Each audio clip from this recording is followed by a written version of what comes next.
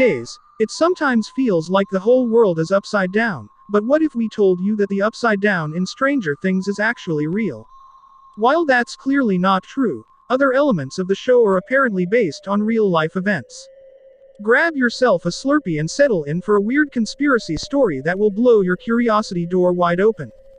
Back when Stranger Things first flipped our worlds with its Netflix debut in 2016, show creators Matt and Ross Duffer explained to Rolling Stone, "We wanted the supernatural element to be grounded in science in some way. To achieve this, they threaded a real government project called MK Ultra into the storyline of Season 1, which formed the basis of Dr. Brenner's experiments on Eleven."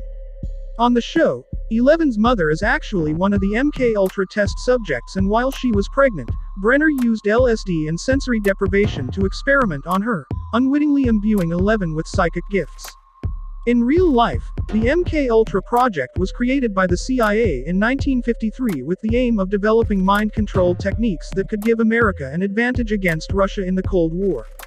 Yes, really, some details were later revealed in declassified CIA documents. What started out as a volunteer-based program soon evolved into something far more sinister. Unwitting participants were subjected to physical and mental abuse via psychedelic drugs, sleep deprivation, and other experimental means. One particular experiment, Operation Midnight Climax, even surreptitiously tested the effects of LSD on men who visited brothels set up within agency safehouses in San Francisco, the San Francisco Chronicle reported. Stranger Things, indeed. The dangerous nature of this research eventually led to the project's shutdown in 1965, and although many of the relevant documents were later destroyed, enough information leaked out to later inspire the shady going-ons at Stranger Things' Hawkins National Laboratory. As if that wasn't crazy enough, the Duffer brothers also drew inspiration from a government conspiracy called the Montauk Project that's wilder than Steve's hair and Billy's mullet combined. This Season 3 Stranger Things plot almost happened in Season 2. While there's far less proof to suggest that this particular line of research was even real, the show's creators still took the stories surrounding it to heart.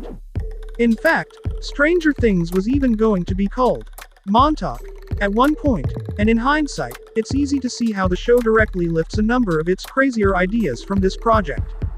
Grab some egos and settle down, because this is where things get really weird. According to the conspiracy, a number of questionable experiments were conducted in the Montauk, New York area during the 1980s. Reports from a man named Alfred Bielek who was apparently involved suggest that these experiments accidentally opened a hole in hyperspace between Montauk in 1983 and the year 1943, which, he alleges, threatened to engulf part of the planet. Only by destroying all of the equipment could Bielek and his brother Duncan save the world. As bizarre as that sounds, it's easy to see the parallels between the conspiracy theory and Stranger Things.